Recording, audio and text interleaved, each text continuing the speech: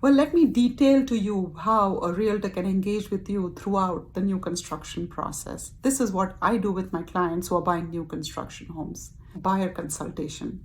So you cannot decide to buy new construction without understanding what the resale homes are all about. So the first thing, what is your budget? Where are you looking to buy? What location? Pros and cons. And there are not many people who come to me and say, Bela, I want to buy new construction. They want to evaluate all their options before they decide that new construction is the best option for them.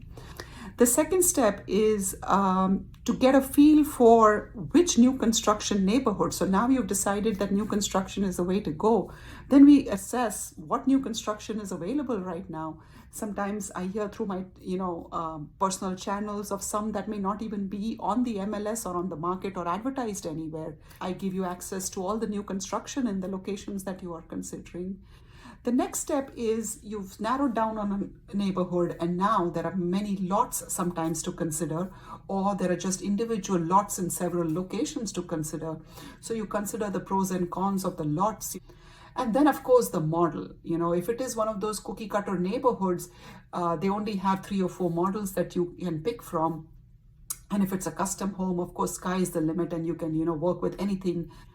And then the selection process continues because now you've picked your lot, you've picked your model, you've picked your neighborhood, and now you're negotiating, right? Are there any opportunities to negotiate? I know you don't buy homes every day, but we do this all year long. And so there is a seasonality. We know which builder has, end of year deals and things like that. So that helps with the negotiation. Another thing we do is we review the contracts, of course. Now, every builder has their own paperwork. So a lot of this is boilerplate stuff, and they're not going to change anything in the contracts because their lawyers have made it airtight to protect them. But of course, it is, approved by, the state. So they have built in a few things are built in to protect the buyers, but they're not like the National Association of Realtor contracts that we write on resales. They don't protect the buyers as much. The idea is to understand what it means in terms of a liability. Can you back out of the deal? Are you going to get your deposit back?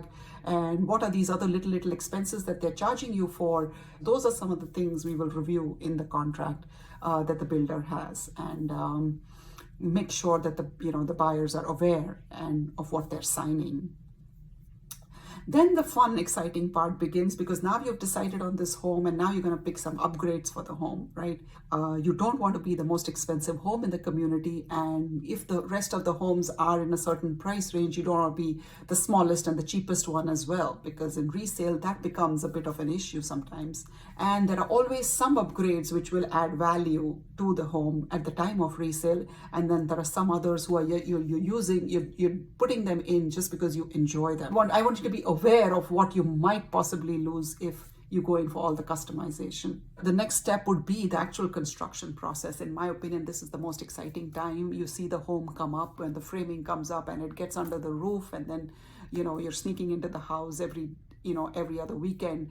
I help my out-of-town buyers and clients who are not able to physically be there by actually going there and taking some videos myself. And sometimes we actually catch some issues. We catch a fireplace that was supposed to be there that isn't there, or a window that's supposed to be there that's missing. It all depends on that on-site construction manager. That man is actually coordinating all these subcontractors, and that communication is key into seeing how well your home is done. For us, the important piece is that you have exactly what you had ordered. Then comes the time to get the experts in. I encourage custom inspections, and there could be, communication issues, and the only person who knows the building codes and how some of these things are supposed to be is the home inspector. So home inspections, I do believe the pre-drywall and pre-settlement inspections are very, very valuable, even in a new construction home. And then the walkthroughs. So typically, there used to be 3 walkthroughs in the construction process. The first would be pre-construction, then it would be pre-drywall, and then pre-settlement. This is very helpful to a first-time buyer. And I'm always there to do these walkthroughs with my clients because I want to, prompt these construction managers in case they forget something. And of course, the final piece is the settlement. That is the most exciting time when you get the keys to your brand new home. And there is some anxiety there as well. You're meeting sometimes at a remote location where the builder has his office, or you're meeting at the property. There is paperwork to be signed. There is disclosures. There's, if the lender hasn't explained all the numbers, I'm happy to explain the numbers as well, or how long it's going to take. My job, folks, is to make sure that I take the stress away from my clients. You don't do this very often. We do it all day long. So my job as a realtor is to make sure that I'm there with my clients throughout the process and there to answer questions and there to take your stress away. Hope this was helpful. Please share this video with someone who's going to buy new construction so they follow all these 10 steps with their realtors. I think we have a very strong role to fulfill, even in new construction purchases.